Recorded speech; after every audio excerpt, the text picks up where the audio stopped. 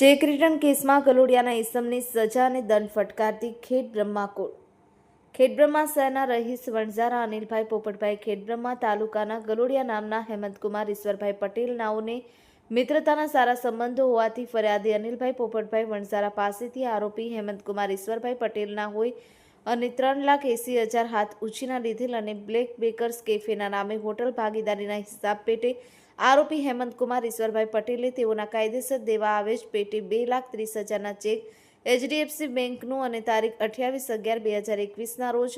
1,50,000 પૂરાનો check તારીખ 28/11/2021ના રોજના 2 check આપી હેમંતકુમાર ઈશ્વરભાઈ પટેલને કુલ 3,80,000નો પૂરો ચેક આપી અનિલભાઈ વણઝારા પાસેથી લીધેલ રકમના આવેજ પેટે HDFC બેંક ખેડબ્રહ્મા શાખાનું તેમના ખાતાના ફરિયાદી અનિલભાઈ વણઝારાની તારીખ 28/11/2021ના રોજના અંકે ₹3,80,000 રૂપિયાનો પૂરાનો ચેક આપેલ અને તે મારફતે કાનૂની નોટિસ આપેલ છે. નોટિસ મળવા છતાં નાણાં ચૂકવી ન આપતા ફરિયાદીએ ADF મેજિસ્ટ્રેટ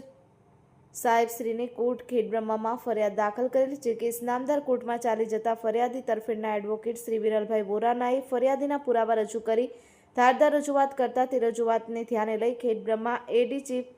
મેજિસ્ટ્રેટ સાહેબ શ્રી કીર્તિકુમાર જે રાઠોડ નાઓએ આરોપી પટેલ હેમંતકુમાર ઈશ્વરભાઈ ગલોડિયાઓને જી નેગોશિયેબલ ઇન્સ્ટ્રુમેન્ટ એક્ટની કલમ 138 મુજબના ગુનાકામમાં રોજ દોષિત ઠરાવી 1 વર્ષની સાદી કેસની સજા અને તેમજ